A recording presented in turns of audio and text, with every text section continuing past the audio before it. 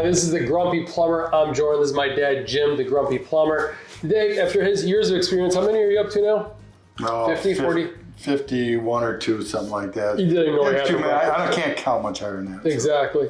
So he's going to talk about his favorite tools that he's used in the trades. And I got to admit, the tools of trade changed a lot since he started, right? You can't believe how they've changed. I mean, I remember, I think the biggest tool is a drill and a sawzall. Or cord with a big cord on it. With the cord on it, sawzall blades, you make about 2 cuts with it and then a break. You know, it was, I mean, but we survived. Didn't you like an original plumbing test for apprentice or master? It was like you had to form the lead in your hand or something like that? We had to do a lead wiping. We had to do 2 joints, a Y joint and a butt joint.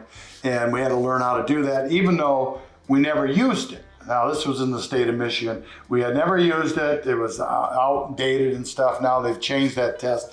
But, you know, it was a test to keep a lot of people out. You know, that was, I think, their idea that, you know, the architect or the builder didn't come and get a license, you know, because he didn't learn and didn't know how to do didn't know how to do it. Okay, anyways, we digress. So he's going to share his favorite tools of the trade. So for a plumber, these are his favorite tools. Well, some of them are. You know, just the tools that are out there.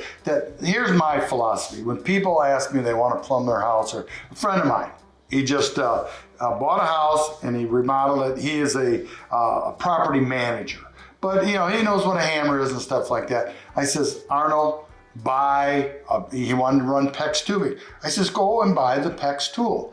And then when you're done with it, sell it. And he did that. He did it. Matter of fact, about 3 weeks ago, he was all done with the PEX tubing. He sold the tool. He said it cost him about $80 to use that tool to do the whole house. Same thing with some people will buy bigger drills. You can always sell that stuff in the trades. The hot market on Craigslist and Facebook. Well, I'm not big on. I mean, I'm just I just love tools. I got every tool there is. I got all the boxes by Milwaukee and stuff. But some of the tools that are really out there is this oscillating tool. It's right here. This is a mill. This is very handy. Even all the plumbers are using it. It makes those nice fine cuts. You know, if the hole is not big enough for the pipe to go through, or if you've got to cut off a pipe, flush or something. It's called a multi-tool, so you can change the heads on stuff. We call it the oscillating tool. We never call it the multi-tool. But yeah, vibrates, and you use it just like fine cutting and stuff that, right? Just fine use it for a bunch of stuff. The carpenters are big ones, but I mean, every plumber's probably got one in his truck because they found out it's a great tool. Another thing that's a hot item is a laser. Now, this is I forget how much money it is.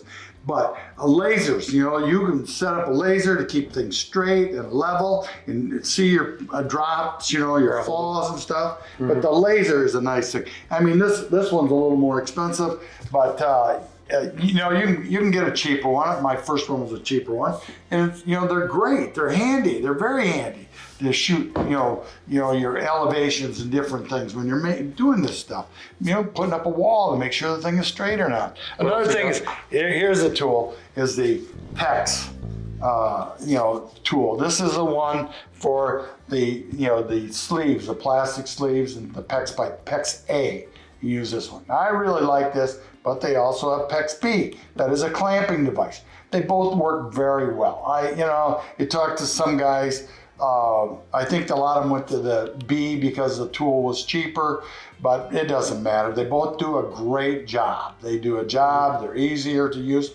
Get done with it, you sell it. Because that is a pretty expensive tool, isn't it? Yeah, it runs about $500, okay? But you use it, you take care of it while you're doing it, and you get rid of it. You know, another thing too is battery tools are quite the thing, but you know, I say this is Milwaukee. I have all Milwaukee batteries and stuff, but some people do Makita or do DeWalt and stuff. Yeah. There's no difference in these this video, we're not endorsing any brand or manufacturer. You just end up getting the batteries, and the batteries are sometimes more expensive than the tool itself. Right. So then that kind of gets you into the product line of those tools. But once you buy the batteries, you know, you can go get another tool. You know, the batteries are $100, $150. $50, depends on, but What's the tool another- can be cheaper. What's another one of your favorite tools that you use?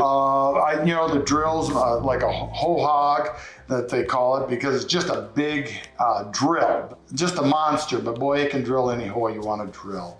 How about the Sawzall? Sawzall, of course, you gotta have a Sawzall.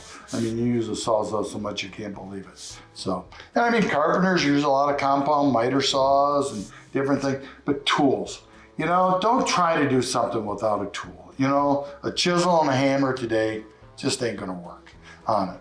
You can save yourself a lot of time and hassle by having the right tools. If you're gonna do it yourself, buy the tools. Because guess what? You're doing the labor for nothing, and if you had to hire it done, that labor bill can buy a tool. And then you can get rid of it. Take care of it and get rid of it. Yeah. Also, too, I found in some cities there's a tool exchange, which I'm sure the quality is not there, whatever, but it is kind of a nice option. They literally have like a toolbox and you can go and use and borrow tools. So there's a lot of options out there for tools, right? Yes. Yeah. There's a lot of great options out there.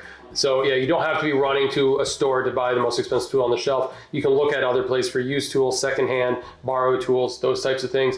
Don't call Jim for tools though. He only shares them with me. And that's about it. No one I else have can to touch his cringe if tools. I'm going to get it back or not. Yeah, he doesn't. Yeah. Yeah. All right. Thanks so much for watching. If you have a favorite type of tool, leave it down in the comments down below.